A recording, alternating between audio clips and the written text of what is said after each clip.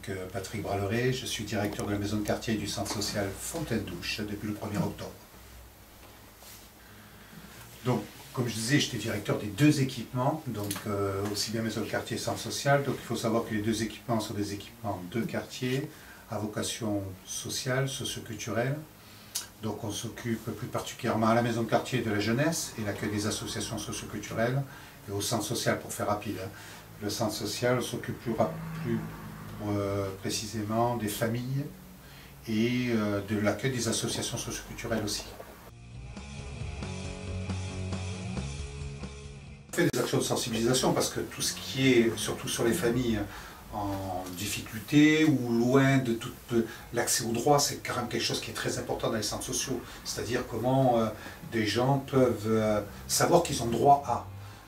Ou savoir, ou ne serait-ce que du champ de la connaissance, quoi, hein. Est-ce que je sais comment je peux prendre le bus, comment je peux prendre le train, comment je peux avoir payé mes impôts, est-ce que je peux faire un courrier, je ne sais pas le faire. Donc toute cette solidarité-là, nous, il faut qu'on soit quand même très attentif aux besoins, ce qu'on appelle les besoins sociaux du quartier, et être vraiment en réponse par rapport à cette demande. Contrairement à ce qu'on peut penser, d'après moi, je pense que les gens du quartier de la Fontaine-Douche sont contents d'être au quartier de la Fontaine-Douche. Je ne suis pas certain que les gens, on leur dirait d'habiter les Grésy ou d'aller habiter à un autre quartier, je ne pense pas que les gens seraient heureux. Alors peut-être par rapport à leur cadre de vie, je veux dire leur maison en elle-même, leur immeuble et tout ça, mais dans le cadre de vie de la Fontaine-Douche, il faut quand même voir qu'ils ont un environnement que d'autres quartiers n'ont pas. Et ça, je pense que le quartier de la Fontaine-Douche a ce côté positif-là, c'est que les gens sont attachés à leur quartier. Le quartier fonctionne très bien, ils font des actes liés à l'environnement d'ailleurs, hein.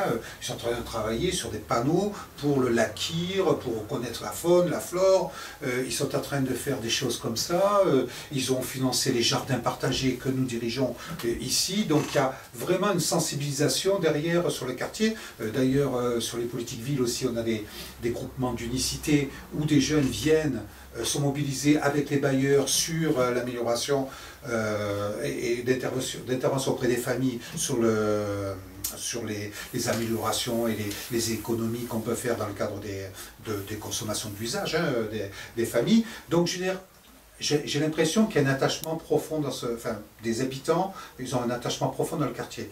Ils reconnaissent un cadre de vie. Je veux dire, c'est pas tout le monde qui a un lac à côté, pas tout le monde qui a la Combe à la Serpent à côté, on a le petit chemin du ruisseau là, on a des espaces verts.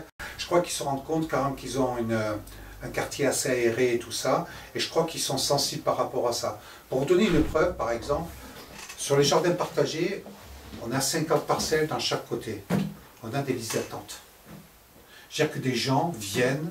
Genre, au moment, on pourrait dire les gens ne s'en foutent un petit peu d'avoir son petit carré de jardin ou comme ça.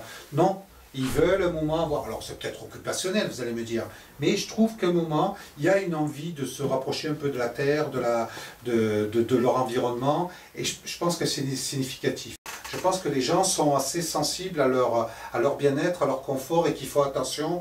Par exemple, je pense pour les déchets, je vois que toutes les poubelles sont mises. Bon, moi j'habite au quartier, donc je peux en parler en connaissance de cause, même si ça ne fait pas depuis longtemps. Mais je vois que par exemple tous les dispositifs de poubelles jaunes, poubelles vertes, tout ça, sont bien respectés. Il n'y a pas de... Voilà, les gens respectent ce genre de tri. Par exemple, le tri, je trouve que c'est intégré, alors qu'il y a 10 ans ou 15 ans, dans les villes, avant de faire le tri, il fallait se lever de bonne heure. Est-ce que là, aujourd'hui, les gens font le tri parce que les aménagements ont été faits pour, quoi. Après, est-ce qu'il faut peut-être améliorer la communication, l'information? On n'est qu'au début, je crois.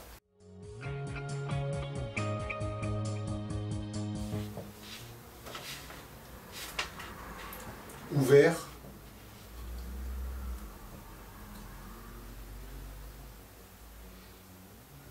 Vivant, et ouvert, vivant, et puis